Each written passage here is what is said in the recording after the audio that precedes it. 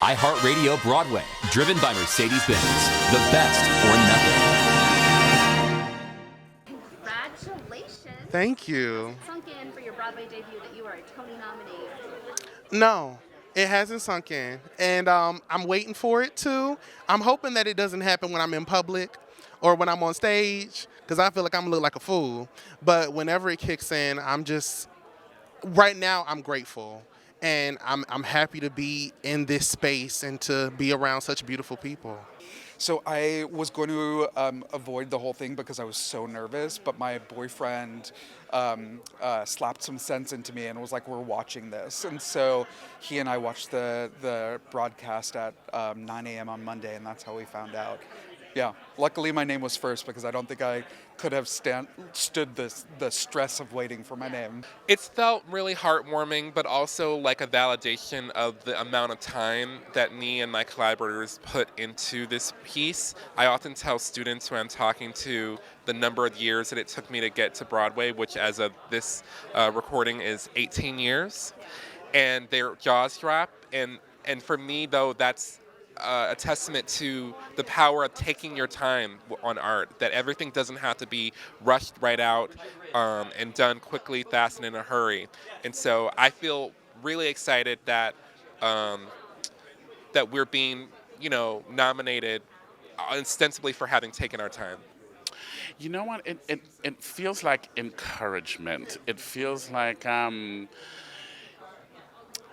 our show is so singular in a way, and when we were developing it at the porn studio, we developed this in a porn studio, we just kept coming back to it because we saw ourselves in it, but we're like, this is never going to get produced, much less produced on Broadway. So the fact that we are, and the audiences and the reviews and have been what they are, it just feels like encouragement that, hey, more honest storytelling and more specific storytelling is what people respond to, and hopefully we're going to get more of that.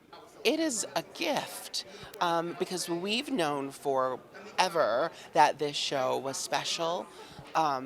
We've known that it was special, but to have other people like understanding that or seeing themselves or being emotionally moved by the piece it's fantastic. It is like icing on the cake of it all. And it means the story gets to go that much farther, which is beautiful because it's these people are taking the story and the conversations they're having about the story into their homes.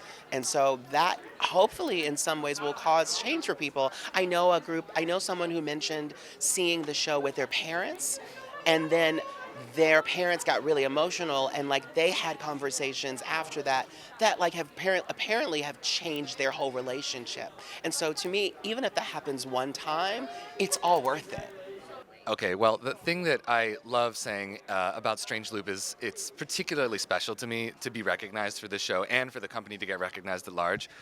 Strange Loop is a show that's so near and dear to my heart because it just is a show with something to say, and it speaks its truth so honestly, without compromise and without fear, in a way that is rare, is a very special, is a gem of a show. And so to contribute my small part to the music and the realization of it with Michael Jackson is like a huge thrill, a huge personal thrill, and a huge career thrill. And so it's very special to be. The fact that people see themselves in a show and they haven't seen themselves before is everything. Because I was one of those people. I'm looking at all these Broadway shows and they're good, but where's the plus size folk and where's the queer folk and the black folk? Where are we? And we have a show where all of those things exist. And you don't have to be plus size, you don't have to be queer or black to relate to our show. That's what's beautiful about it. It means so much because I started writing this piece when I was about 23 years old, and I wrote it because I felt unseen, unheard, misunderstood, and unsure of my place in the world or where I belonged.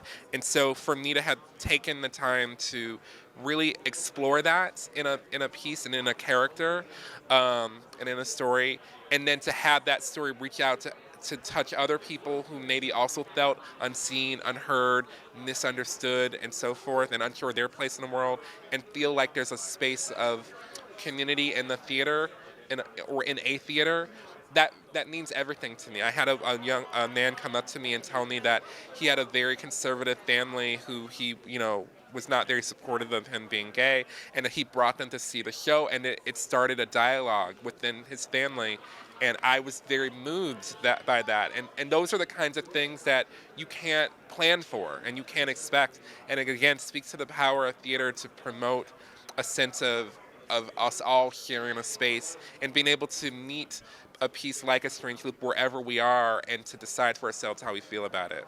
The dream is that you do a show that finds an audience and has an impact, right? Nobody is doing this to kind of pander to a like small select group of people. So having audiences open their arms and be willing to go along on the ride of A Strange Loop has just been a dream, you know? It's something that we, for a long time, felt like maybe might not ever make it to the stage. And so for it to be hitting in this way is just incredible. It's exciting bringing something so fresh and new and intelligent to Broadway. You know, I think it's a breath of fresh air, and Michael R. Jackson has just written a beautiful play.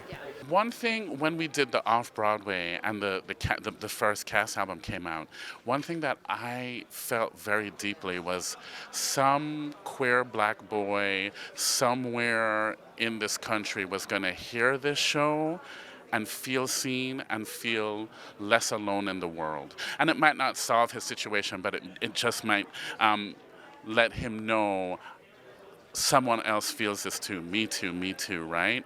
And so I think that's what it is, that people come here and they go, oh, these thoughts or these things or these feelings, I'm not alone with them. And I don't know, there's something wonderful about that, and yeah. I think we can all relate in the need for extra encouragement that we are enough, but in particular people from underrepresented or historically forgotten groups need to be told that, like, you are also perfect. You are beautiful. You are everything that you need to be today, and that anyone who tells you otherwise doesn't know you. So they have no reason to. They had a lot to learn. I have a number in the arts and music of friends of all, sexualities and genders and races, and a lot of them feel seen for the first time on a Broadway stage. This is like the main avenue of theater. This is the face of theater, and to feel seen like this in a way that they never have before is something very special. So to even be a small part of that is, again, just such an honor, really. My cast means everything to me. I handpicked each and every one of them. And for example, John Andrew Morrison, nominated for Best Featured Actor, has been singing the song periodically for The Strange Loop since October 1st, 2008. And to have this group of people really stand up for me, because it hasn't always been easy for me. There's been years where performers were very shy about singing my material or downright dismissive. And to have this group of people consistently and passionately come back to my work in general and this piece in particular means everything to me. And it's allowed us to bond as a family, to create this very, unusual, challenging, sort of outrageous piece. And I think that family spirit and the fierce talent of everyone involved, I think, is part of the reason why we've been so nominated and so warmly embraced. I've been singing it for so long now that a little bit of it is in the muscle memory, but there's a thing that happens every single time I come off stage from singing it, and now the entire crew follows me with it. I come off and I stand up and I go, oh, and they all do the with me, because it's a bit of a marathon, this 4-minute song, and it just goes up and down, and it's crazy. I mean, listen, I've been making this with some of these cast members for 10 years now, and we really have created a family, and I love them, and the entire show was designed and created to honor them, to showcase them, and to make them feel really tangible for an audience. So to have people loving on the cast so much feels extremely great because I that's what I want them to feel. iHeartRadio Broadway, driven by Mercedes-Benz. The best or nothing.